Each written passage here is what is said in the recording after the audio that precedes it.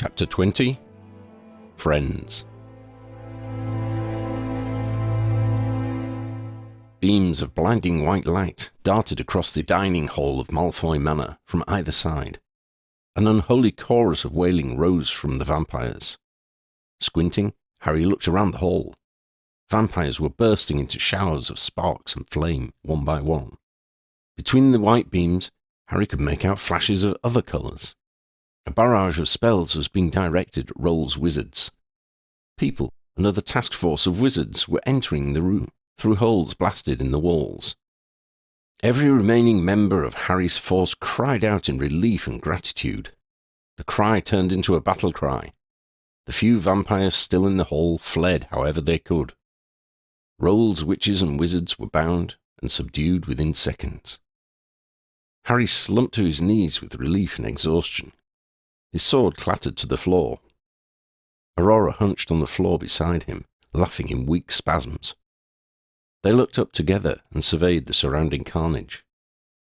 It surprised Harry how many of his people he could see close by who were still alive. "Harry, are you okay?" a voice squealed at him. Peering through the smoke and dust, Harry saw a familiar face approaching. "Tally? What are you doing here?" Harry croaked as he hauled himself to his feet. She grinned. "Saving your, My ass?" he suggested with a feeble smile.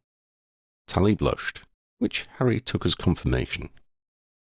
"Hi, Harry," said Toby Dexter, arriving from behind his sister. "Toby!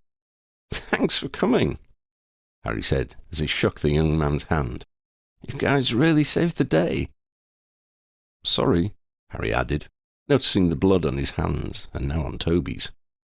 "Good afternoon, Hedora," came another voice Harry knew, "though I guess it's evening here. Can we be of assistance?" "Costas," said Harry, turning to face the director of the MBI. "We're always glad of friends lending a hand. Were you just passing? On your way from the States to—" They shook hands. A mutual friend suggested you might welcome some reinforcements." Costas Harizanis smiled wryly, rubbing his hands to dry the blood. "He told me to tell you that he's envious of how much good luck you're having." Harry chuckled. "And this friend of ours arranged transportation, I suppose?" Costas nodded. "Yeah, we were there. Now we're here." They looked around the hall. Roll's people were being bound and then being disapparated back to the ministry. A number of healers were making their way across the hall, searching for survivors and tending the wounded. Dante Byrne was picking his way between the bodies and the wreckage towards Harry. He stopped a couple of times to speak with the healers. He was walking with a young man with bushy blonde hair, who Harry did not recognize. "Hedora," Dante said as he reached Harry's group. "This is Sam Dexter. He's a healer with the MBI. He's amazing. He saved at least 2 lives here already." "This is my little brother, Sammy," said Tally, a wide grin on her face. "Sammy, this is Harry Potter." Tally's voice became a squeak as she said Harry's name. Then she looked around at the devastation in the hall and blushed with embarrassment. "Your little brother?" Harry asked. Sammy was well over 6 feet tall and muscular. Toby was the same height as Harry. His twin sister was shorter. Sammy shrugged and warmly shook Harry's gory hand. "Happy to meet you at last, Hedora. I just wish the circumstances were less grim." "How's it looking, Dante?" Harry asked solemnly. "First reports suggest it's not as bad as it looks," he replied. "A lot of injuries, but not as many losses as I'd expected. Still, way too many losses. But it could have been much worse. Our saviours arrived just in time, though there's fewer than a dozen of us still fighting fit." Harry introduced them to each other. "Aura Dante Byrne, and Aura Aurora Benton. This is Director Harizanis of the U.S. Magical Bureau of Investigations.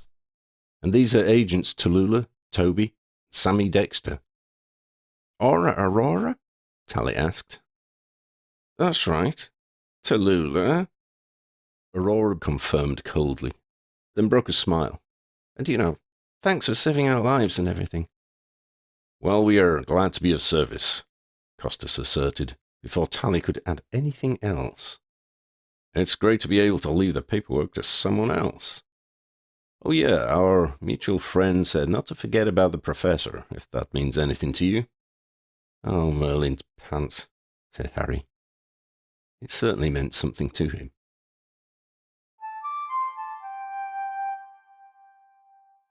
Draco, sorry, I've had a lot on, Harry said as he walked into the interview room. We've had a big operation and there's been a lot of arrests. The interviews and reports have taken me... You had me arrested, Potter? Draco spat the name out. Break into my house, split up my family and throw me in jail? I was in a cell for hours and then dragged up here and left in this blank hole with no idea of how long I'd be here. It's nearly morning. Where's my bloody family? Harry looked horrified. You were in a cell?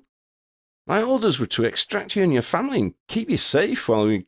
Where is my family, Potter? Draco glared. They're fine, Draco, he began. Really? Have you seen them?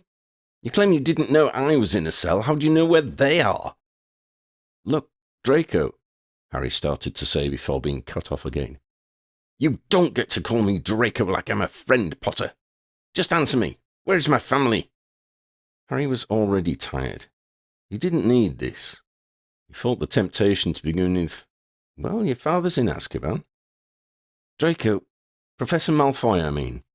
There has been a huge mistake at our end. I'll ask someone to check on Astoria and Scorpius, and your mother.